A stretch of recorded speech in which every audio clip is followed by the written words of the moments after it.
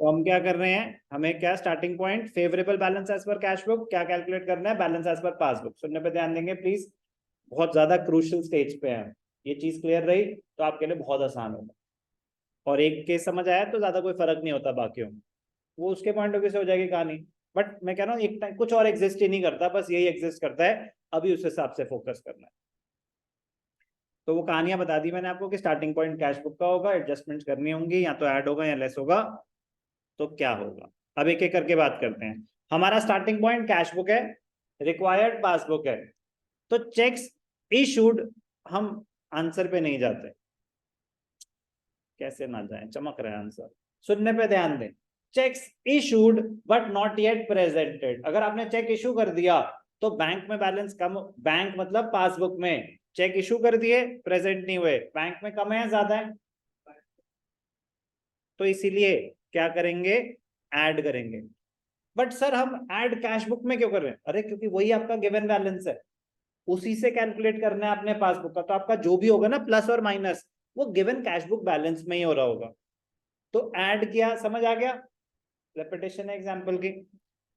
Checks deposited but not yet cleared, ये भी मैं डिस्कस कर चुका हूं, ठीक है ना।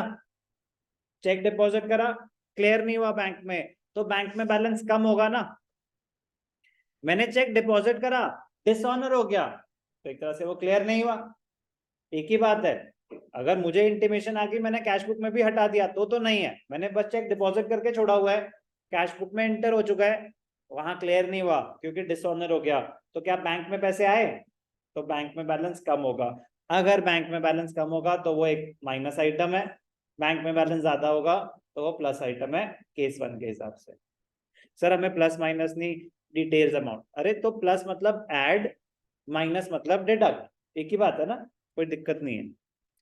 Checks recorded but not deposited, मेरे पास चेक आया, मैंने कैश बुक में एंट्री पास कर दी, बैंक में भेजा ही नहीं, गलती है, जो भी है, रीजन ऑफ वेरिएशन बन गया, कैश बुक में तो बैलेंस बढ़ गया, बैंक में कम है, तो सर बढ़ा दो ना, फिर कम है तो, हमें कोई गलती ठीक नहीं करनी, हमसे बस वो पूछ रहे हैं बताओ बैंक का बैलेंस अभी क्या आ रहा होगा, तो बैंक का बैलेंस कम आ रहा होगा तो हम उसको क्या कर देंगे, माइनस। और क्या हो सकते हैं सर रीजंस ऑफ वेरिएशन, किसी ने बैंक में डायरेक्टली पैसे डिपॉजिट कर दिए, किसी ने बैंक में डायरेक्टली पैसे डिपॉजिट कर दिए, तो बैंक में कम होगा या ज्यादा, तो क्या करूं, प्लस या माइनस, गुड, क्योंकि क्या होता है कि ये तो आइडेंटिफाई कर लेते हैं ज्यादा होगा या कम होगा, फिर उसके बाद करना क्या है, ज्यादा होगा, कैश बुक से वहां पहुंचना है, तो कैश बुक में ऐड करेंगे तो पता चल जाएगा बैंक में कितना है, तो ऐड हो जाएगा।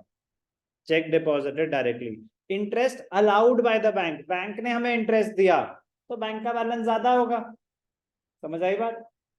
Interest and dividend collected by the bank, तो अब बार बार मुझे बताने की जरूरत नहीं है ना, जब ऐसे बोलते हैं कलेक्टेड बाय द बैंक, तो वो ऑन आवर बिहाफ होता है कि हमने कोई इन्वेस्टमेंट कर रखी थी, बैंक ने हमारे बिहाफ पे इंटरेस्ट या डिविडेंड कलेक्ट करा है, हमारे लिए इनकम है, बैंक का बैलेंस बढ़ गया तो बैंक में ज्यादा है, कैश बुक के बैलेंस में ऐड करेंगे तो पता चलेगा कि कितना है।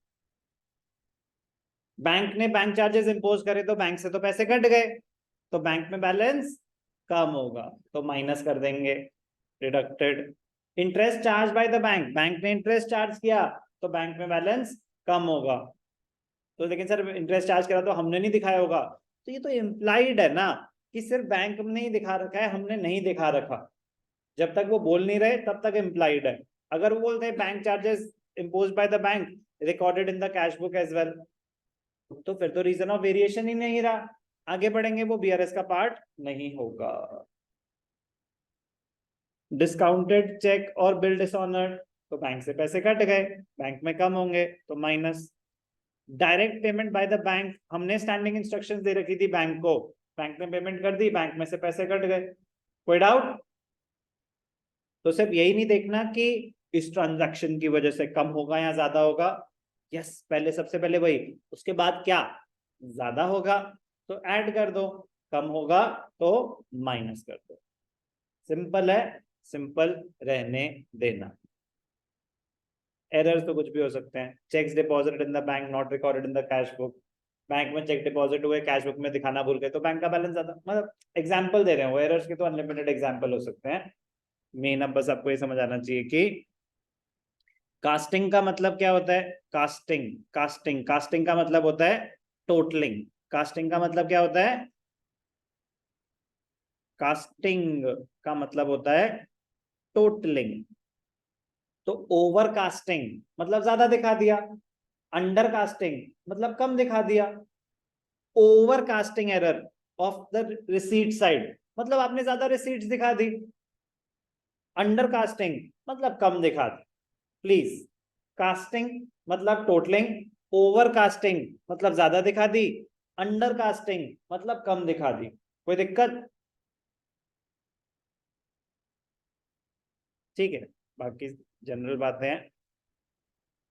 चलो सर एक बड़ा क्वेश्चन करके दिखाएं। ठीक है बेटा, अभी करके दिखाता हूं।